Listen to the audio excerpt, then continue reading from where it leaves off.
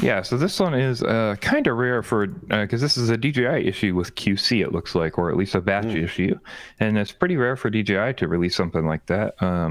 So unfortunately, they've got issues with the O3 air unit camera. There are people reporting issues with like extra Jello in that camera. And here we got a video from Darren Allett, and we've also got a linked Facebook post as the one he references from Darren Lee in the FPV Life group. And basically, as you'll see in the video, hard-mounted or soft-mounted, no matter what the PWM, he was always getting this Jello. And then he followed the Facebook post from Darren Lee, which shows to glue or put some kind of adhesive on the camera barrel, the lens barrel, basically, and that stops it from moving. And that basically seems to cure all the issues here. So it seems like this is an issue on all the units, but it is an issue on at least a large batch of these units. I've heard quite a few users start reporting this. So.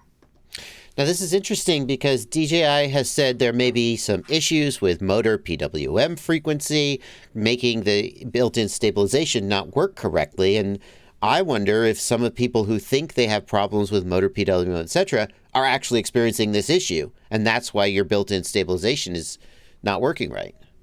Yeah, I would agree that I think if you have an O3 air unit and you have Jello in the camera that you can't really fix very easily, and you don't have Jello in other cameras with similar setups, I think this is definitely something I would look at attempting. Unfortunately, this fix does have you apply, either glue or liquid tape, something like that to hold that, and you have to put an adhesive on a piece of hardware you bought, is what's kind of unfortunate.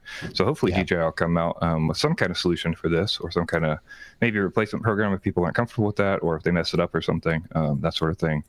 DJI typically makes good on this stuff, but I think enough people need to make a fuss about it for that to happen. Yeah. So, I mean, DJI is, I think, the kind of company that if there's an issue, they will replace your hardware, really no questions asked. Yes. But if this is an ongoing problem, then the new hardware you get may have the problem too. And I guess we just don't know how widespread this is. I mean, my memory of the experience with stuff like this with DJI is if you ask support about this, most of the support agents won't know until a time which everybody's briefed. And then suddenly all the support agents will know that they need to replace it. Otherwise, you might be fighting to get a replacement. So, because you're going to call them up and say, I have Jello, and they're going to say, oh, this is a known issue. Change your PWM frequency. Correct. And you're going to have to fight with, you might have to fight with the reps or do some arguing back and forth or get the right rep. You know how this stuff goes with support agents, sometimes with large companies. Unfortunately, one of the downsides of DJI, sometimes they can do good support, but also for these niche cases, you can have some trouble. So hopefully they'll get a wind of this, and enough people will be letting people know this is happening, that they'll put it on the list, and this is easy replacement for people who need it. And hopefully these future batches won't have this. That's the biggest hope, I think, for this. So. Yeah, I mean, it needs to make enough of a stink that it gets back to DJI and they need to fix it, right? Yeah. That's the bottom line.